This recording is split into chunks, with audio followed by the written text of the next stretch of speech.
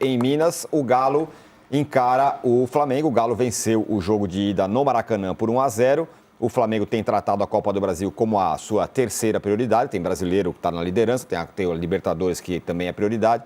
A Copa do Brasil está lá em terceiro lugar. Porém, Mauro, vive a mesma questão do Palmeiras. Não é prioridade, é verdade.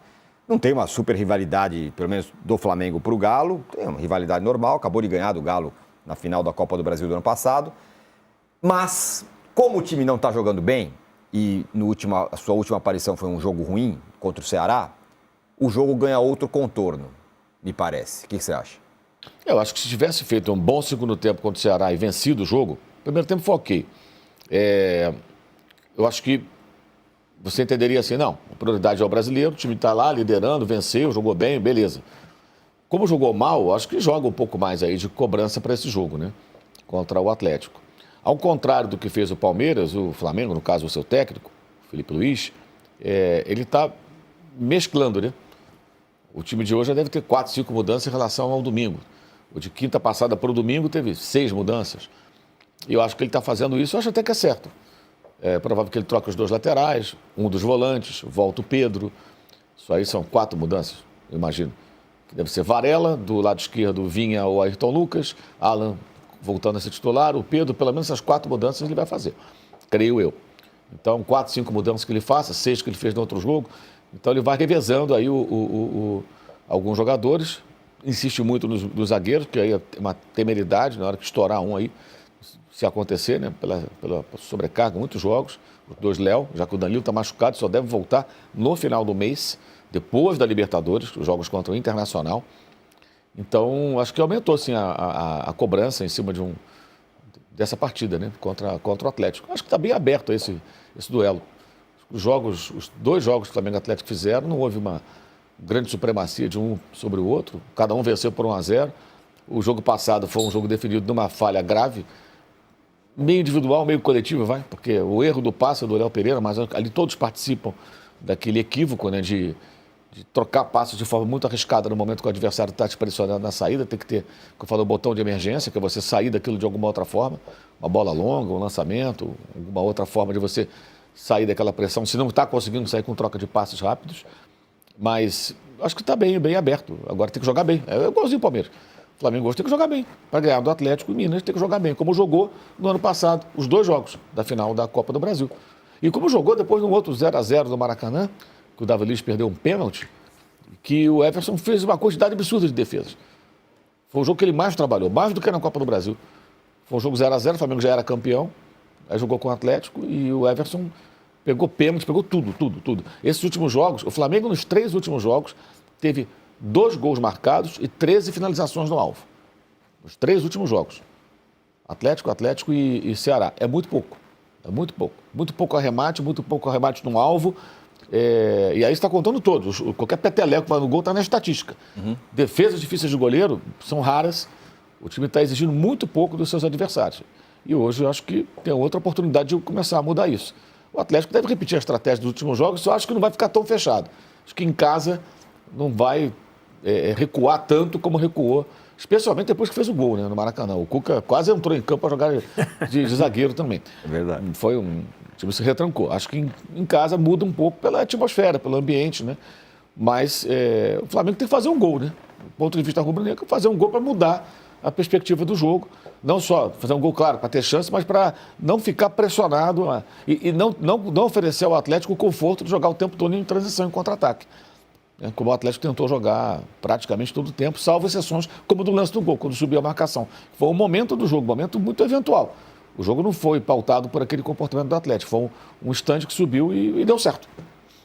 Eu vou te perguntar uma outra coisa que tem a ver com o Boto e conversas com o Felipe Luiz, mas eu quero mandar a bola para o Casão, porque tem uma estatística que é curiosa. O Flamengo ele nunca conseguiu virar um confronto fora de casa depois de ter perdido a primeira em casa na Copa do Brasil. Em 2000 ele perdeu de 4-0 para o Santos no Maracanã, e depois perdeu na volta, 4-2. Em 2005 ele perdeu 2-0 para o Ceará em casa, em Campo Grande, e depois, no caso era em Campo Grande, depois empatou na volta em 2-2. Em 2015 ele perdeu na ida para o Vasco por 1-0, na volta foi 1-1. E na final, em 20 também, perdeu por 2-1 pro São Paulo na ida no Morumbi, depois perdeu por 3-0 no time do Rogério Ceni, aquele, né? E em 23 perdeu a final, né? Perdeu em casa por 1-0 no Maracanã e depois empatou em 1-1 no Morumbi e acabou vice-campeão. Agora, Casão, o Mauro falou sobre o ponto. O Flamengo, assim como o Palmeiras, precisa jogar bem. E o Galo também está no meio no modo Corinthians. A Copa do Brasil é meio que a tábua de salvação do Galo, que também tem problemas financeiros. Os cenários são bem parecidos, Tem Sul-Americana, né? também, né? O Galo tem Sul-Americana. Mas é que ele está rastejando na Sul-Americana, né? Mas os cenários são bem parecidos, né? Eu acho o time do Atlético um pouco mais decisivo que o do Corinthians, na minha opinião, né? Eu acho que o Flamengo, para mim, é o melhor time do Brasil tecnicamente, quando encaixa o toque, quando encaixa a movimentação. É muito difícil de jogar contra, mas eu vejo um time, o Atlético, muito competente quando joga em casa, e principalmente tem um jogador que pode decidir uma partida de qualquer lugar, né? O Hulk, ele pode bater uma falta do meio campo ali na gaveta, ele pode bater uma falta de perto, ele pode arrancar do meio campo e entrar dentro da área, dar uma assistência, dar um chute de longe com a bola rolando, e se for no gol é difícil de pegar. Então eu vejo o Atlético, principalmente em cima do Hulk. O Hulk talvez seja o jogador com mais alternativas de características para decidir uma partida que nós temos aqui no Brasil. Você pega o Memphis, que é decisivo, mas ele depende uma outra jogada que ele tem preferência, fez o gol de cabeça, mas não o cabeceio não é o forte dele. O Yuri Alberto decide, mas tem que aquela jogada em velocidade que ele chega batendo, não é um cara de dominar, de fazer jogadas. O Arrascaeta é um super jogador decisivo, mas é aquele mais técnico que vai fazer o gol lá dentro da área, né? O Arrascaeta, a maioria dos gols dele é uma tabela, uma infiltração, dentro da área ele faz o gol. O Hulk, ele faz o gol dentro da área, mas ele pode decidir de qualquer lugar. Então eu acho uma partida super equilibrada e perigosa para o Flamengo, no sentido que tem que atacar e pode dar espaço exatamente para o Hulk, que é um jogador que hoje, eu acho que o Felipe Luiz, por ter uma escola europeia, talvez ele coloque um jogador mais próximo do Hulk, quase uma marcação individual, né? Que eu acho que o Hulk requer uma marcação mais próxima. É um jogador que, na Itália se falava muito assim, quando o cara ia marcar o Maradona, por exemplo. Você vai jogar contra o Napoli, você vai marcar o Maradona. O treinador falava pro cara assim, eu não quero que você jogue, eu quero que você não deixe de jogar. Cole no cara e não deixa ele jogar. Não importa se você vai participar da manobra, se você vai fazer uma tabela com alguém, a sua função hoje é não deixar esse cara jogar tranquilamente, pensar o jogo, dominar e olhar, conseguir raciocinar. Eu acho que o Hulk, no futebol brasileiro, ele é um jogador que precisa esses cuidados. Ele é um personagem muito importante, falou bem, né? É um cara, ele é capaz de fazer muitas coisas diferentes, né? Talvez o mais simbólico de um jogador, de um cara que decide o jogo. Eu penso um pouco diferente. Eu tenho visto o Hulk muito mais em bola parada, isso, em versão de jogo e tal, do que numa dinâmica e arrancadas. Uhum. Nesses últimos jogos, inclusive contra o Palmeiras, se destacou pelas bolas paradas. Sim, fez dois. Assim, ele tá com 39, né? Então já não tem, evidentemente. Vem o Hulk, mas até o Hulk vai ficar mais na hora que não dá, né? Até o Hulk, uma hora ele vai perder um pouco da força. Com a idade não tem. Ele é forte, mas perde velocidade, perde aquele poder dele de arrancar com a bola.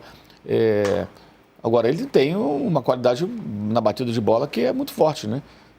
Mas eu acho que o Atlético vai jogar parecido com os últimos jogos, ele vai se fechar, só que não tanto quanto no Maracanã. Acho que pelo ambiente e assim, a torcida vai exigir que o Atlético também saia para o jogo. Sim. E acho também que é meio perigoso jogar o tempo todo com o Flamengo ali se rondando tua área, por mais que tenha sido arame liso, né? Isso pode mudar a qualquer momento. O Flamengo tá vendo aqui até uma informação do Gabriel Paparazzo, 98 gols com o Felipe Luiz, o artilheiro na era do atual técnico, o Arrascaeta com 16. Uhum. Ele é o que mais gols marcou com esse treinador. Ô Mauro, você postou agora há pouco, ou ontem, que teve uma conversa do Boto com o Felipe Luiz? Não, na verdade eu fiz um vídeo lá no YouTube sobre isso, né? que quando o Boto foi contratado, ele foi contratado como, assim, é um diretor técnico com esse viés, um diretor esportivo, um diretor de futebol com viés mais técnico. Ele foi treinador, ele era scout. Ou seja, ao contrário do que são geralmente... Por exemplo, eu não imagino, por exemplo, o Marcos Braz, quando ele era dirigente, discutindo questões táticas com o treinador. O Anderson Barros, será que ele discute isso com o Abel Ferreira no Palmeiras? Acho meio difícil também. O Boto veio com esse perfil. Um cara, não um cara de mercado. Aliás, a grande dúvida que há sobre o Boto é se ele consegue ser um bom gestor, né? Porque ele não tem essa experiência de ser um chefe do departamento de um clube grande, e lidar com os egos e coordenar tudo ali. Enfim, e até os questionamentos que existem são nesse terreno, né? Mas eles têm conversado.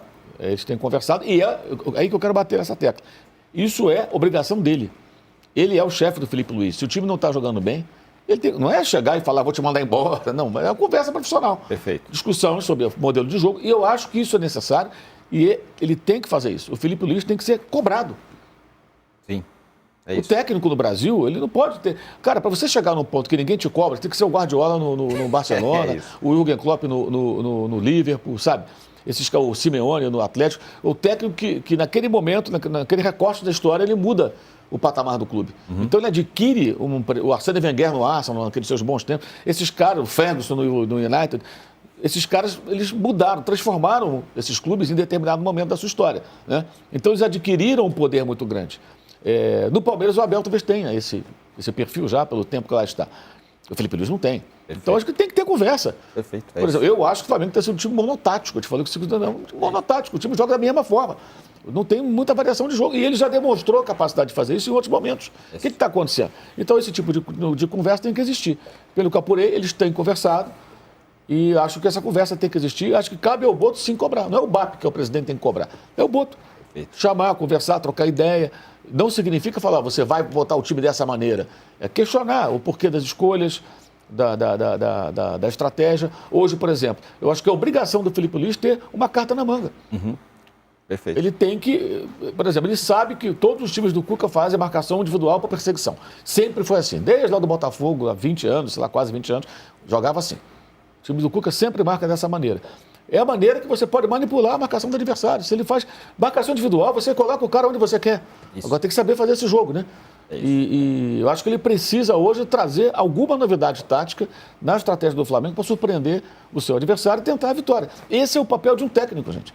Sabe? Esse é um papel de um técnico. Ainda mais um técnico que tem esse viés, como ele tem, de se aprofundar nos aspectos táticos do jogo. Danilo, São Paulo enfrenta o Atlético Paranaense em Curitiba, venceu o primeiro jogo. Não está resolvido. Fala, Casão. Só rapidinho, só voltando ao Hulk, para eu explicar. O Hulk tem 39 anos. Quando ele era mais jovem, numa partida, ele dava quantas arrancadas? 6 arrancadas?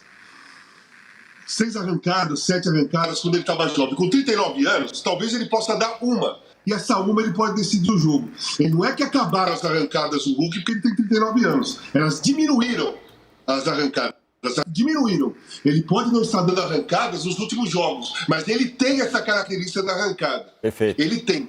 Se ele pegar uma bola, não tiver ninguém na frente dele, ele vai arrancar porque essa característica dele. Ele não vai pensar no campo, eu tenho 39 anos, talvez eu não consiga. Ele vai pegar a bola e vai para lá. Se ele não conseguir, é outra história. Mas ele vai arrancar. Ele tem essa arrancada, ele tem essa jogada. Então, cara, eu acho assim, ele pode não dar 6, ele pode dar uma por tempo. E uma dessas duas ele pode decidir o jogo. É assim que eu vejo o Hulk. Bola parada sempre foi decisivo. Bola rolando também.